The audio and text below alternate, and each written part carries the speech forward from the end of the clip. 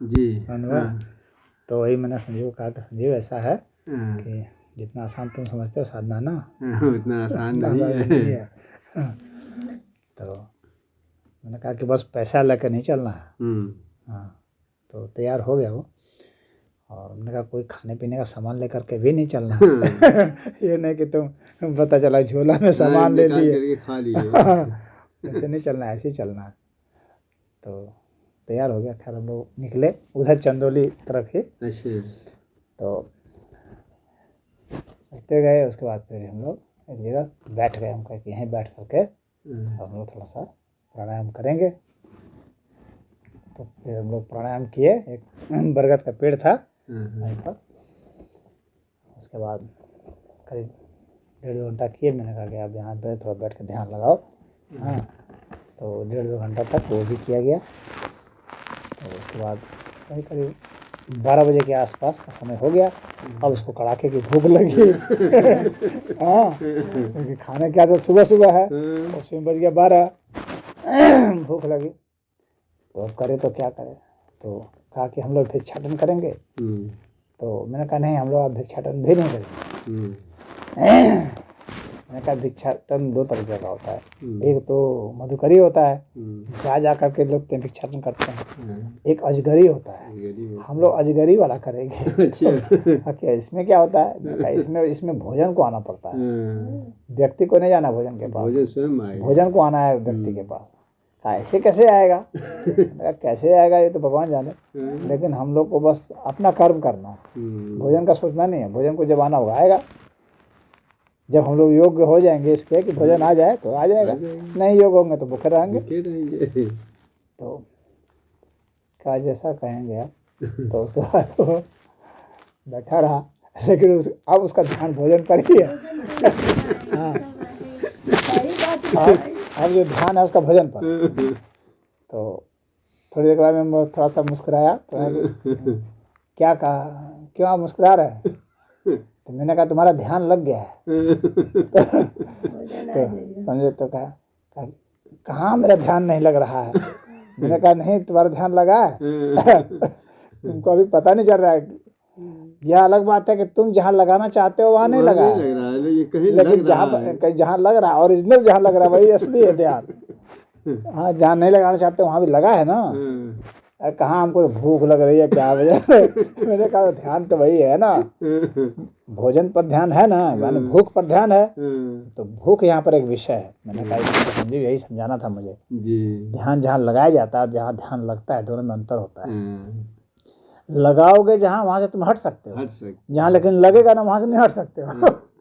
हाँ, तो भूख जो है वहाँ पर एक विषय है, और उस विषय पर तुम्हारी चेतना जा चुकी है, और अब वो वहीं पर घूमती रहेगी, जाते रहना, वो नहीं जाएगी। और वहाँ से तभी जा सकती है जब तुम्हारी चेतना और उससे ऊंची हो जाए, तब जब तुम्हारे लिए भूख मायने नहीं रखता है तब जाएगी, नहीं तो वो वहीं पर घूमती रहेगी। इसका मतलब अभी तुम उसी के पात्र हो, तो दिमाग जहाँ जाता है इसका मतलब तुम उसी के पात्र हो। तो फिर चुप हो गया। फिर उसके बाद बहुत कहा कि अब तो खैर हमको भूख उतना नहीं लग रही है, लेकिन वो गैस बन रहा है। हाँ।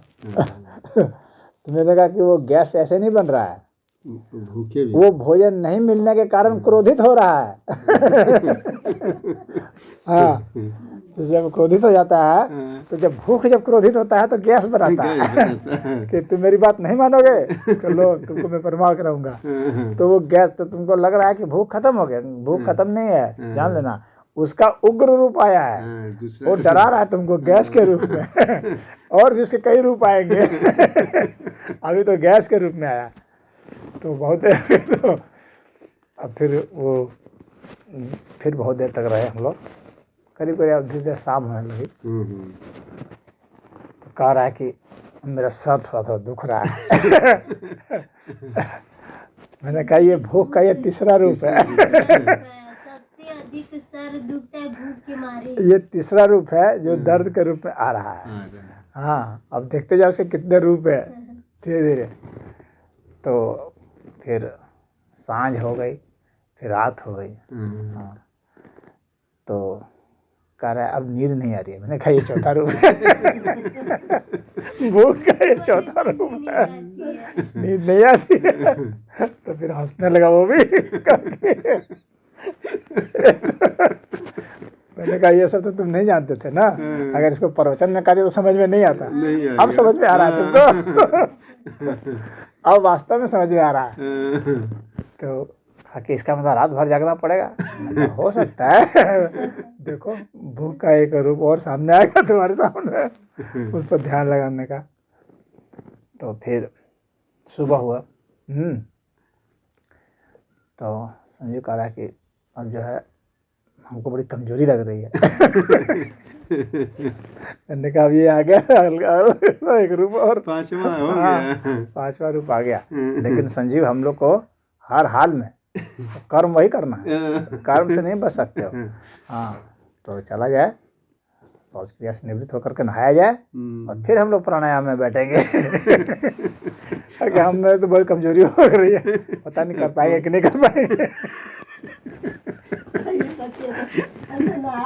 हाँ, लेकिन जो है फिर नहाए धोए उसके बाद फिर हम लोग करना।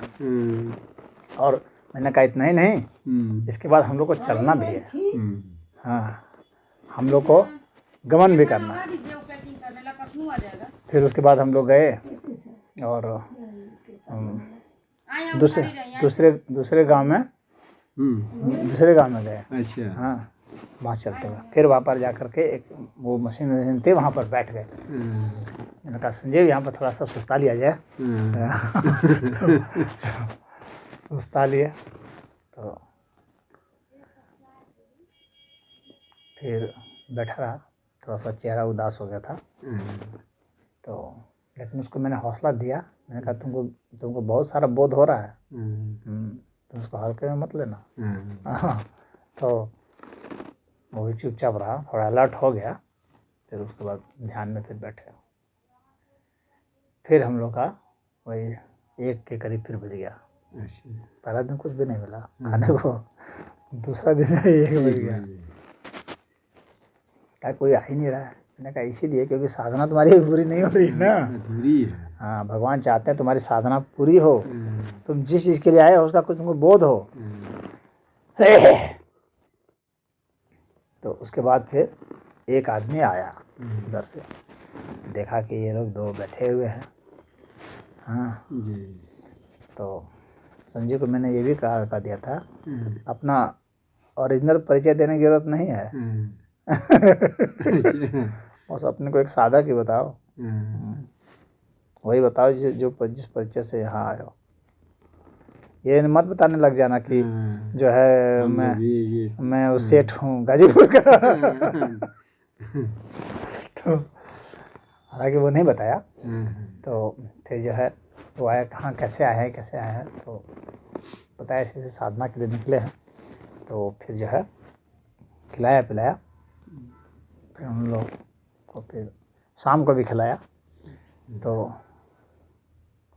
खाया, तो उसके बाद जो है भाई नींद आएगी। तो नींद आएगी। फिर वापस जो है पीछे वाली स्थिति में आना शुरू। फिर अगले दिन दूसरे मंदिर में पहुँचे, फिर भजन कीर्तन सब हुआ। फिर नहाए धोए, तब जो है एक संजीव उस पार होना चाह रहा था। कि उस पार देखिए गुरु जी वहाँ बड़ा सुंदर दिख रहा है वो रहता, वहीं पर चलते हम लोग तो बड़ा मज़ा आता। तो मैंने कहा जाओगे कैसे वहाँ पर? तो नाव वाला था, तो उसको बुलाया संजीव। तो बोला कि इतना रुपया लेंगे। रुपया तो यहाँ एक है नहीं, पैसा भी नहीं है। ऐसा जाएगा। तो कहा कि अरे भाई रुपया तो नहीं है तो यहाँ पकड़ लो के लिए थोड़ी ना है, तो उधर ले जाएंगे हम, काम करके क्यों मेहनत करेंगे, तो कुछ मिलेगा ही नहीं। तो भाई जाओ भाई, तब नहीं जाओगे तो चला गया। तो जब चला गया, संजू कहता है गुरुजी पैसा रहने से बड़ा काम नहीं होता है। पैसा नहीं देखे काम अटक गया। तो मैंने कहा कि उस काम को तुम जरूरी मान रहे थे, इसीलिए ना, इसीलिए तुमको लगा काम है। अरे छोड़ो, हम लोग इस पार है, यही पार काम है, हाँ। यही पार है, कौन जरूरी है उस पार जाना? उस पार जाने से कुछ थोड़ी कुछ होना है। नहीं, वहाँ का मजा लेते। मैंने कहा यही, ये देखो, ये देखो, ये जो है ना, ये तुम्हारे चित्त में जो ये मोह है, हाँ। हाँ, उस वहाँ की सुंदरता का जो मोह है वो उसने पकड़ लिया है। हाँ। इस दोष को यहाँ पर देखो। नहीं तो तुम्हारे मन में वो इच्छाएं क्यों इतनी बलवती होती? या तो तुम अपने पराक्रम से चले जाओ वहाँ हाथ पैर मारते हुए, हाँ। हाँ, या तो भगवान की कृपा होती है, भगवान तुमको दिखाना चाहते तो ये इस माला की बुद्धि बदल जाती। दिए होते हैं। ये कहता हाँ हाँ आइए बैठिए, चलिए आप लुआ। चलिए। ये जब करा नहीं ले जाएंगे तुम लोग, हम पकड़ लो समय क्यों बर्बाद करेंगे? इसका मतलब है ईश्वर नहीं चाहते वहाँ जाओ। हाँ, और ऐसा इसलिए क्योंकि तुम समझो इस चीज़ को कि तुमको मोह नहीं होना चाहिए। कोई सुंदर चीज़ देख करके तुमको नहीं होना चाहिए कि मैं इसे प्राप्त करो। अभी तुम्हारे दिमाग में वो है कि वहाँ वो सुंदर सा रेता दिख रहा है, वहाँ चल के मज़ा लिया जाए। तो एक मज़ा लेने का जो ये जो है भूत जो चढ़ा हुआ है वो, हाँ, और वो सुंदर चीज़ को पाने का। ये कहाँ पर गए थे? चंदौली में? हाँ, चंदौली में, उधर से रामनगर होते हुए अच्छा। इस तरफ आ रहे थे, तुम लोग की तरफ आ रहे थे। अच्छा। अच्छा। रामनगर से होते हुए तुम लोग की तरफ आ रहे थे। हाँ। वो अघोर पीठ है ना, वो उनका क्या नाम है, भगवान अवधूत अच्छा। का वो आश्रम है ना, ठीक गंगा किनारे आश्रम है भगवान अवधूत का। इसी पास से कहाँ? दुबैठा में? चंदौली की तरफ से, चंदौली की तरफ से। चंदौली की तरफ से अगर देखा जाए, हाँ। हाँ। ठीक बनारस के सामने में जी। अवधूत का है। हाँ। हाँ। हाँ। भगवान अवधूत का आश्रम है। जी। वो उधर ही किनारे किनारे चलते हुए जाते हैं। फिर भाई चलने से तो थकावट हो ही जाएगी। हाँ। तो थकावट हो गई तो भाई चलने की भी आदत नहीं है और गैस बनना शुरू हो गया। तो ये सब तो संजीव कहा कि गुरुजी तो अब तो हमको बहुत अनुभव हो गया, अब हम लोग वापस चलें। अच्छा। हाँ तो मैंने कहा चलो इतना सीखे। कमजोरी इतनी महसूस हो रही थी कि वो बोलना ही छोड़ दिया। अब बोलने का मन नहीं कर रहा है। तो मैंने कहा ठीक है, ये इसका ये क्षुधा ध्यान का यह अगला पड़ाव है, अगला रूप है, उसका अगला परिणाम है।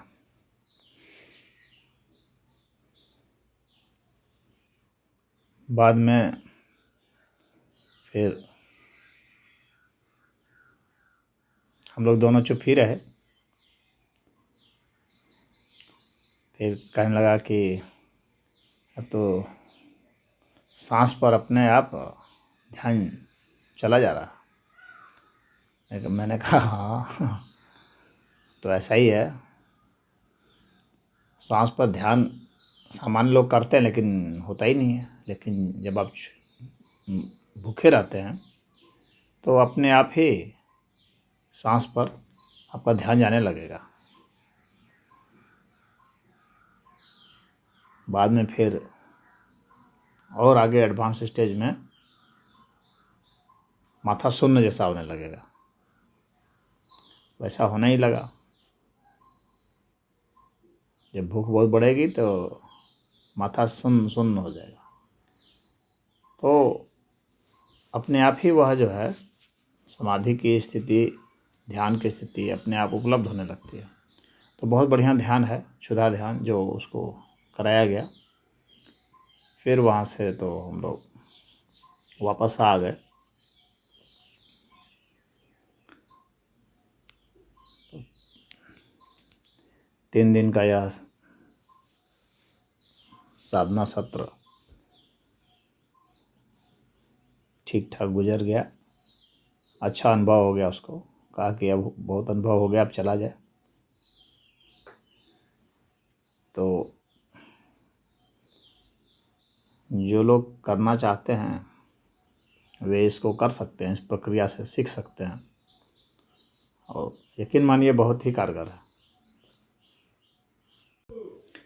जनरली सामान्य परिस्थिति में भी जहाँ बहुत भूखमरी है वहाँ पर प्राकृतिक रूप से यह परिस्थिति उपलब्ध होती है कि क्षुधा ध्यान किया जा सके, परंतु उसके लिए व्यक्ति को उसके प्रति सचेत होना होता है। अन्यथा जब भूख लगती है तो आदमी परेशान हो जाता है और भोजन की तलाश में इन प्रकार जुट जाता है, इसलिए क्षुधा ध्यान का लाभ नहीं ले पाता।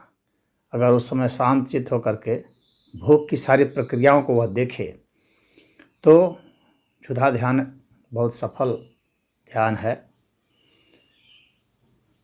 यदि हम कंप्लेनिंग नेचर के नहीं हो, शिकायत करने वाले नहीं हो, सिर्फ साक्षी भाव से उस घटनाक्रम को महसूस करें, तो हम पूरा लिंक देख सकते हैं कि किस तरह से भोजन का लिंक हृदय, फेफड़े, मस्तिष्क, दर्द, दुख,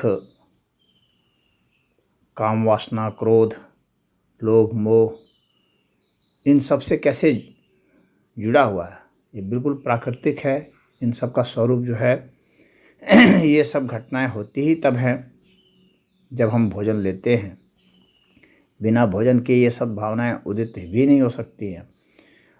तो अगर इसको कहते हैं जैसे रिवर्स इंजीनियरिंग, तो रिवर्स इंजीनियरिंग के द्वारा यानी भूख के जरिए हम धीरे धीरे जान सकते हैं कि आखिर भोजन कैसा कैसा प्रभाव रखता है। तो ये उल्टी प्रक्रिया से हम वहाँ तक पहुँच सकते हैं जहाँ से आए हैं। तो यह क्षुधा ध्यान काफ़ी महत्वपूर्ण है। आप में से जो कोई भी चाहता हो कि इसे आजमाएं तो वे आजमा सकते हैं, बिना किसी कंप्लेन के, बिना किसी परेशानी के, बिना हड़बड़ाहट के, बिना धीरज खोए हुए आप इस पर शोध कर सकते हैं। जब शोध के रूप में इसे करते हैं तो एक अलग रिजल्ट देगा। जब पीड़ा के रूप में करेंगे, भोजन ही उपलब्ध नहीं है, तो एक अलग रिजल्ट देगा। तब ये अशांति देगा और लोग रोने लगते हैं, दुख से झेल नहीं पाते हैं। तो वे दुख के ऊपर शोध नहीं करना चाहते हैं, वे दुख को दूर करना चाहते हैं तुरंत ही, और उसके लिए वे भोजन देते हैं, क्योंकि शरीर भोजन मांगता है। लेकिन जब शरीर को भोजन नहीं दिया जाता है तो शरीर एक अलग मोड में चला जाता है और भोजन की बहुत कामना नहीं होती है, तो अलग मोड में चला जाएगा और अलग प्रक्रिया फॉलो करेगा, उसका अलग रिजल्ट आएगा। तो इस प्रयोग को कभी करें और महसूस करें और देखेंगे कि जो अध्यात्म प्रक्रियाएं बताई गई हैं, जो साधनाएं बताई गई हैं, वे साधना स्वतः ही आपको उदित हो जाएगी, स्वतः ही आपको मालूम पड़ने लगेगा, उसके परिणाम स्वतः ही आपको दिखने लगेंगे। कई तरह के रंग, कई तरह की ध्वनियाँ, कई तरह के विलक्षण विभूतियाँ सभी प्रकट होने लगती हैं। आप यह लंबा ध्यान जितना खींचेंगे उतना ही आपको अलग अलग तरह की विभूतियों से मुखातिब होना पड़ेगा और उसके अलग अलग जो परिणाम आएंगे वो धीरे धीरे आपको समाधि की ओर ले जाएंगे, केवल अवस्था तक भी ले जाने में समर्थ है। तो क्षुधा ध्यान को हल्के में नहीं लेना चाहिए। आपको कुछ भी नहीं आता हो, क्या करें, मंत्र नहीं आता, तंत्र नहीं आता, यंत्र नहीं आता, योग नहीं आता, कुछ नहीं आता, तो व्रत उपवास तो आता है।